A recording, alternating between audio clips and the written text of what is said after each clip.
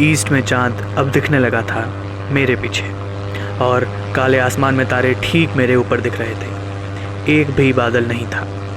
शहर के बाहर के आसमान में सोते हुए लोगों के ऊपर से मैं अपने डकोटा हवाई जहाज़ में फ्रांस से इंग्लैंड वापस जा रहा था। छुट्टियां और मेरा पूरा परिवार।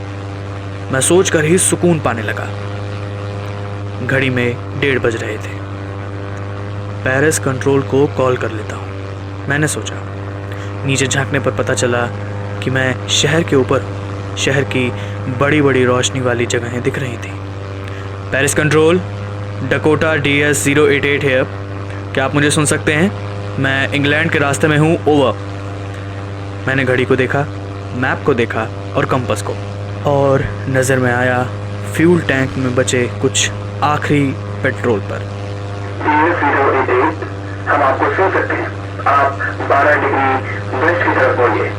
DS 088, over. ब्रेकफास्ट तक पहुंच जाऊंगा, मैंने सोचा। एक परफेक्ट इंग्लिश ब्रेकफास्ट। सब चीज़ टाइम पर थी, आसान फ्लाइट थी।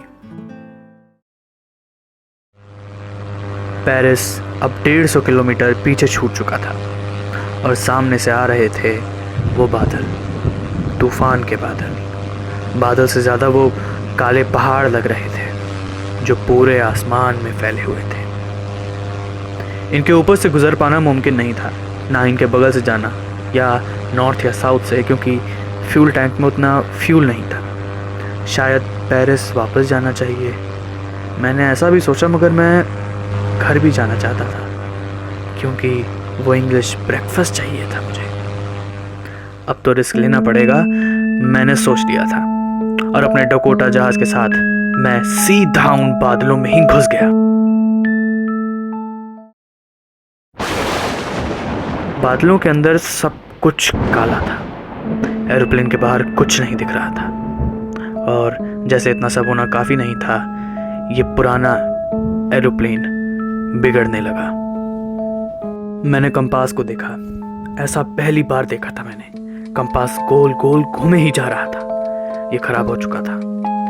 ना मीटर चल रहा था और ना कुछ और। मैंने रेडियो उठाया और कहा, पेरिस कंट्रोल, पेरिस कंट्रोल, क्या आप मुझे सुन सकते हैं? ओवर। कोई जवाब नहीं था। रेडियो भी खराब हो चुका था। बिना कंपास, बिना रेडियो और बिना कुछ सामने देखे मैं खो गया था इस तूफान में। पर तभी मेरे जहाज से कुछ ही दूर मुझे दिखा एक अजीब सा काला एरोप्लेन। उसके विंग्स पर कोई लाइट नहीं जल रही थी। प्लेन के विंग पर, हाँ, कोई लाइट नहीं जल रही थी। प्लेन के पायलट का चेहरा मेरी तरफ मुड़ा। उसने मुझे हाथ हिलाकर इशारा किया, मुझे फॉलो करो, ऐसा ही कहा होगा उसने। उसे पता था कि मैं खो गया हूँ। वो मेरी मदद कर रहा था। उसका एरोप्लेन नॉर्थ की तरफ मुड़ा, और मैंने अपने डकोटा हवाई जहाज को उसके पीछे लगा दिया ताकि मैं उसे फॉलो कर पाऊँ।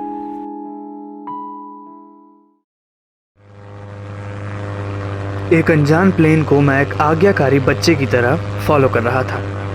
हम आधे घंटे तक ऐसे ही उड़ते रहे, मगर अब मेरे फ्यूल टैंक में सिर्फ 10 मिनट का फ्यूल बचा था। डर ने मुझे वापस घेर लिया, मगर अब वो नीचे जाने लगा। मैं भी उसके पीछे नीचे गया, और अचानक बादल छट गए। सामने 2 लंबी रोशनी की पैरेलल लाइंस दिख रही थीं। रनवे की लाइंस, यानी एयरपोर्ट।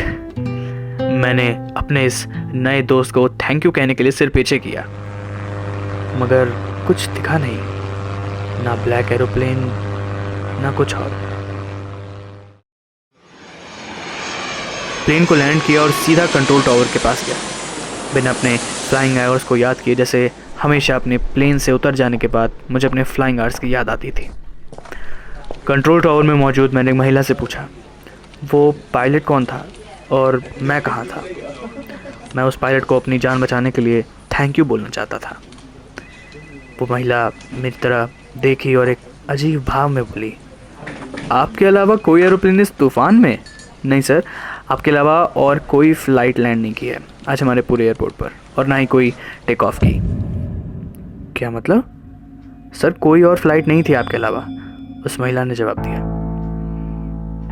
कोई और फ्लाइट नहीं थी? तो वो पायलट कौन था जिसने मुझे हाथ हिलाया, जिसने मुझे उस तूफान से बाहर निकाला? और बादल के तुरंत बाद वो गायब हो गया। आखिर कौन था वो अजीब काला एरोप्लेन बिना लाइट्स वाला?